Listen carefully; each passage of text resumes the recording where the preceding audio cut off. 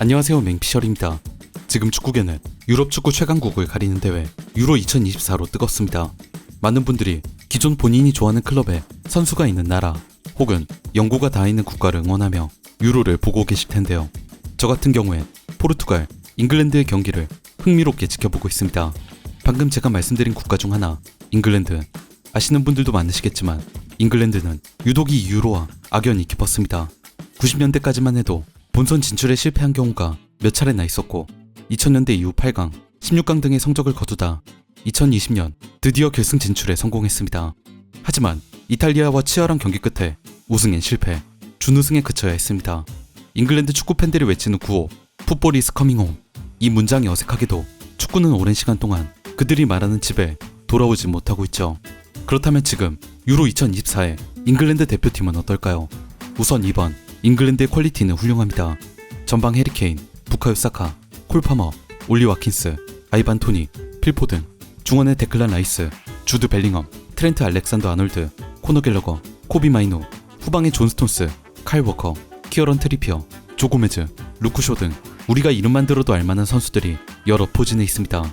하지만 잉글랜드는 과거부터 언제나 선수단의 퀄리티가 역대급이라는 평가를 들어왔던 팀이었습니다.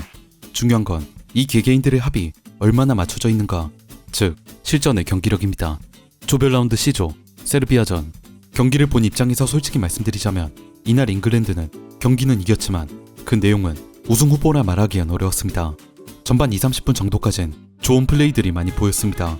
4-3-3 포메이션을 기반으로 라이스를 아래에 내려놓고 나머지 자원들을 위로 올려보내 3일 빌드업을 활용, 전방 지역에 많은 숫자를 배치함으로써 상대를 압도하는 공격력을 발휘했는데요. 특히 필드 전체에 영향력을 발휘한 선수 주드 벨링엄의 활약이 눈에 띄었습니다.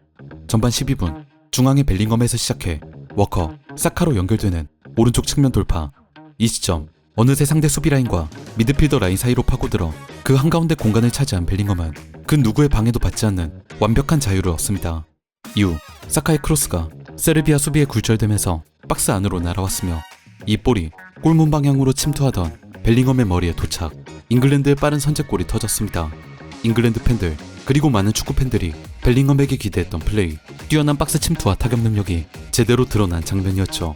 그러나 벨링엄의 이런 활약에도 불구하고 축구 미디어와 전문가들이 이 경기를 두고 공통적으로 지적하는 비판점이 있습니다. 바로 선제골 이후 사우스게이트가 지시한 경기 운영 방식입니다.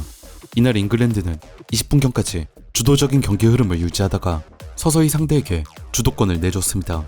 넓은 공간에서 동료들끼리 볼 소유를 유지한 채 지배적으로 게임을 제어하기보다는 팀 공간을 컴팩트하게 좁히며 실점을 피하는 방향으로 전환한 겁니다.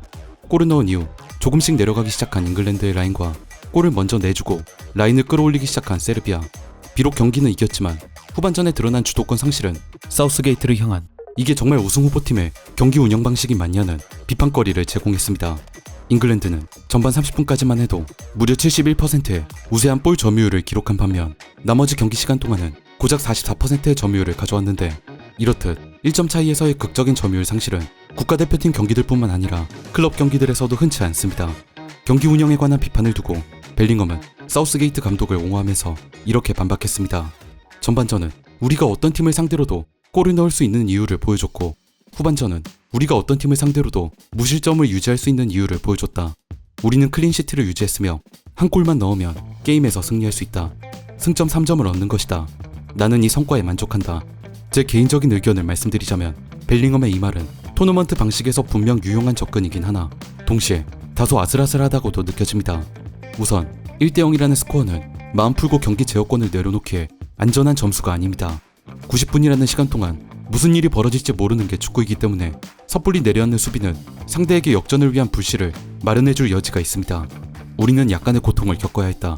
그런 압박 속에서도 우리는 박스를 잘 방어했다. 후반전에 소유권을 잘 유지하지 못했지만 그럼에도 승리를 가져왔다. 이게 중요하다. 경기 후 사우스게이트의 인터뷰는 마치 상대가 세르비아가 아니라 독일, 스페인, 이탈리아 같은 팀들과 경기를 한 듯한 느낌이었습니다. 이렇게 경기를 뛴 선수와 지도한 감독 모두 결과에 만족을 드러내는 한편 잉글랜드 팬들은 이런 방식이 과연 향후 위에서 만날 진짜 강팀과의 경기에서도 유효할지 의문을 표하고 있습니다. 잉글랜드는 매우 수동적인 경기를 펼쳤다. 그들은 계속 뒤로 물러났고 세르비아에게 전진할 수 있는 여지를 허용했다. 이건 감독의 비전 때문이다. 팀이 리드를 잡자마자 사우스게이트는 간격을 좁혀서 컴팩트하게 만들고 남은 시간 동안 선수들이 상황을 알아서 해결해주길 바라는 도박을 시작했다. 다른 사람도 아니고 테나가 이런 말을 해도 되는 건가 싶긴 하지만 어쨌든 이 평가 자체는 사우스게이트의 경기 운영 방식을 잘 지적하고 있습니다. 마저 말씀드리기 전에 잠시 짧게 광고 타임을 가지려고 합니다. 여러분들께서 감사히도 많이 사랑해주신 덕에 제가 처음으로 이렇게 유료 광고를 받게 됐습니다. 오늘 제가 소개해드릴 브랜드는 백진삼이라는 제품입니다. 백진삼은 특허받은 식물 조직 배양 기술로 100년 이상 된 산삼의 DNA와 99% 동일한 복제를 성공.